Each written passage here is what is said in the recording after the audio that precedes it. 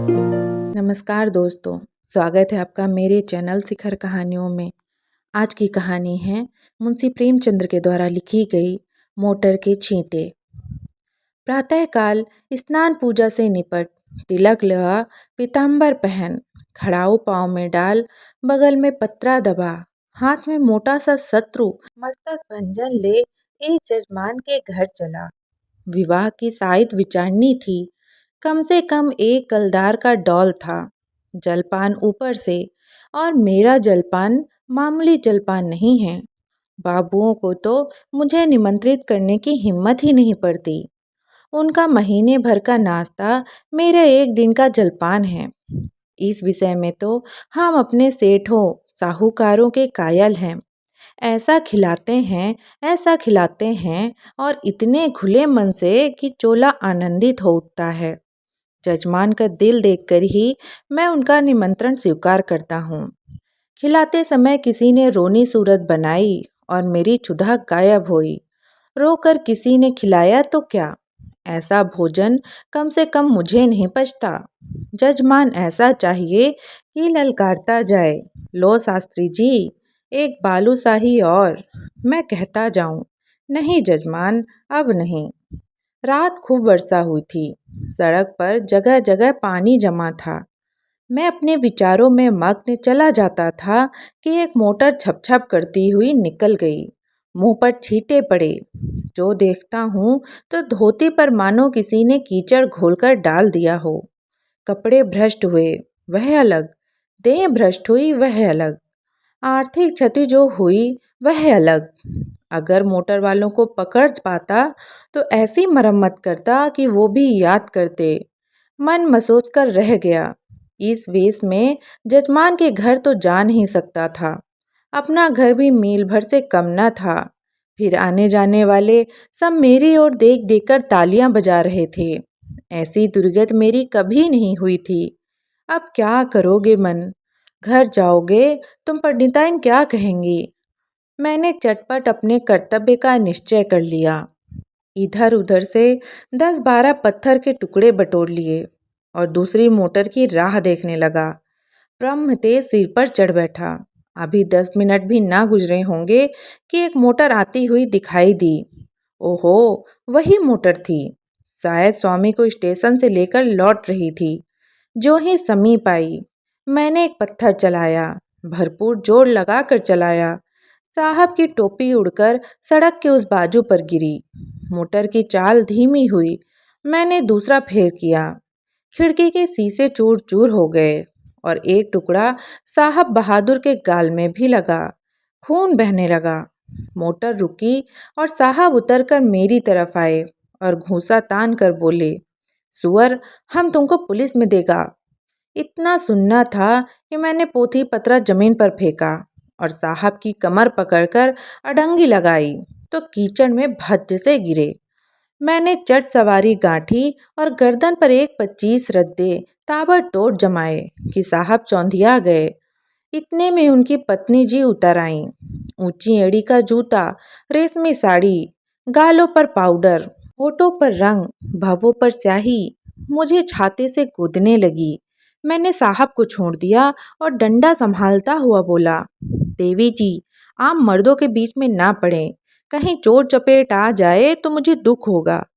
साहब ने इस अवसर पाया तो संभल कर उठे और अपने बूटदार पैरों से मुझे एक ठोकर जमाई। मेरे घुटने में बड़ी चोट लगी। मैंने बौखलाकर डंडा उठा लिया और साहब के पाँव में जमा दिया। वह कटे पेड़ की तरह गिरे। मेम साहब छतरी तान कर दौड़ी।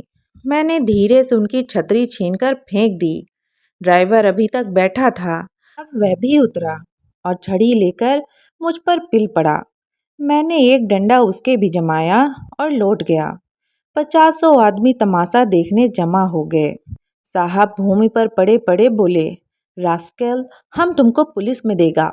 मैंने फिर डंडा संभाला और चाहता था कि खोपड़ी पर जमाऊं कि साहब ने हाथ जोड़कर कहा, नहीं नहीं बाबा, हम पुलिस में नहीं जाएगा, माफ़ी दो। मैंने कहा, हाँ, पुलिस का नाम न लेना, नहीं तो यही खोपड़ी रंग दूंगा। बहुत होगा, 6 महीने की सज़ा हो जाएगी। मगर तुम्हारी आदत छुड़ा दूंगा। मोटर चलाते हो तो छींटे उड़ाते चलते हो, मारे घमंड के अंधे हो जाते हो। सामने या बगल में कौन जा रहा है इसका कुछ ध्यान ही नहीं रखते। एक दर्शन ने आलोचना की, अरे महाराज, मोटर वाले जानबूझकर छींटे उड़ाते हैं और जब आदमी लथपथ हो जाता है तो सब उसका तमाशा देखते हैं और खूब हंसते हैं। आपने बड़ा अच्छा किया कि एक को ठीक कर दिया। मैंने साहब को ललकार कर कहा, सुनता है कुछ, जनता क्या कहती है? साहब ने उस आदमी की ओर लाल लाल आंखों से देखकर कहा, तुम झूठ बोलता है, बिल्कुल झूठ बोलता है। मैंने डांटा, अभी तुम्हारी हेकड़ी कम नहीं हुई, आओ फिर और दूं एक सोटा कस के। साहब ने घिंघिया कर कहा, अरे नहीं बाबा, सच बोलता है, अब तो खुश हुआ। दूसरा दर्शक बोला, अभी जो चाहे कह दे, लेकिन ज्यों ही गाड़ी पर बैठे फिर वही हरकत शुरू कर देंगे। गाड़ी पर बैठते ही सब अपने को नवाब का नाती समझने लगते हैं। दूसरे महाशय बोले, इससे कहिए थूक कर चाटे। तीसरे सज्जन ने कहा, नहीं, कान पकड़कर उठाइए बैठाइए। चौथा बोला, अरे ड्राइवर को भी, अरे ड्राइवर को भी, ये सब और बदमाश होते हैं। मालदार आदमी घमंड करे तो एक बात है, तुम किस बात पर अकड़ते हो? चक्कर हाथ में लिया और आंखों पर पर्दा पड़ा। मैंने एक प्रस्ताव स्वीकार किया, ड्राइवर और मालिक दोनों ही को कान पकड़कर उठाना बैठाना चाहिए और मेम साहिबा गिने। सुनो मेम साहिबा, तुमको गिनना होगा पूरी 100 बैठकें, एक भी कम नहीं, ज़्यादा जितनी चाहे हो जाएं। दो आदमियों ने साहब का हाथ पकड़कर उठाया, दो ने ड्राइवर महोदय का। ड्राइवर बेचारे की टांग में चोट थी, फिर भी वह बैठ के लगाने लगा। साहब की अकड़ अभी काफ़ी थी। आप लेट गए और ऊल जलूल बकने लगे। मैं उस समय रुद्र बना हुआ था, दिल में ठान लिया था कि इससे बिना 100 बैठक लगवाए ना छोड़ूंगा। 4 आदमियों को हुक्म दिया कि गाड़ी को ढकेल कर सड़क के नीचे गिरा दो। हुक्म की देर थी, 4 की जगह 50 आदमी लिपट गए और गाड़ी को ढकेलने लगे। वह सड़क बहुत ऊंची थी, दोनों तरफ की जमीन नीची। गाड़ी नीचे गिरती और टूट टाट कर ढेर हो जाती।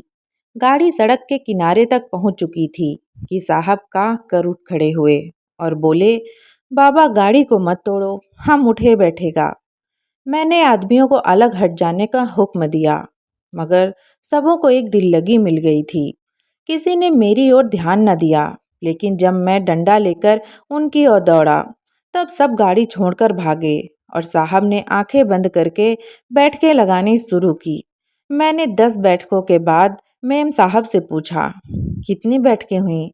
मेम साहब ने रोब से जवाब दिया, हम नहीं गिनता। तो इस तरह साहब दिन भर कांकते रहेंगे और मैं ना छोड़ूंगा। अगर उनको कुशल से घर ले जाना चाहती हो तो बैठ के गिन दो, मैं उनको रिहा कर दूंगा। साहब ने देखा कि बिना दंड भोगे जान ना बचेगी तो बैठके लगाने लगे। 1, 2, 3, 4, 5। सहसा एक दूसरी मोटर आती दिखाई दी। साहब ने देखा और नाक रगड़ कर बोले, पंडित जी, आप मेरा बाप है, मुझ पर दया करो। अब हम कभी मोटर पर न बैठेगा।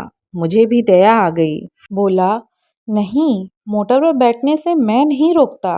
इतना ही कहता हूँ कि मोटर पर बैठकर भी आदमियों को आदमी समझो। दूसरी गाड़ी तेज चली आती थी। मैंने इशारा किया। सब आदमियों ने 2-2 पत्थर उठा लिए। उस गाड़ी का मालिक स्वयं ड्राइवर कर रहा था। गाड़ी धीमी करके धीरे से सरक जाना चाहता था कि मैंने बढ़कर उसके दोनों कान पकड़े और खूब जोर से हिलाकर और दोनों गालों पर एक एक पटाखा देकर बोला, गाड़ी से छींटा ना उड़ाया करो, समझे? चुपके से चले जाओ। यह महोदय बकझक तो करते रहे, मगर 100 आदमियों को पत्थर लिए खड़ा देखा तो बिना कान पूंछ डुलाए चलते हुए। उनके जाने के एक ही मिनट बाद दूसरी गाड़ी आई। मैंने 50 आदमियों को राह रोक लेने का हुक्म दिया। गाड़ी रुक गई। मैंने उन्हें भी 4 पटाखे देकर विदा किया, मगर यह बेचारे भले आदमी थे, मजे से चाटे खाकर चलते हुए। सासा एक आदमी ने कहा, पुलिस आ रही है, और सबके सब हुर्र हो गए। मैं भी सड़क से नीचे उतर गया और एक गली में घुसकर गायब हो गया। तो दोस्तों, कैसी लगी आपको ये कहानी? कमेंट करके ज़रूर बताइएगा और मेरे साथ बने रहने के लिए सब्सक्राइब करें मेरे यूट्यूब चैनल को। धन्यवाद।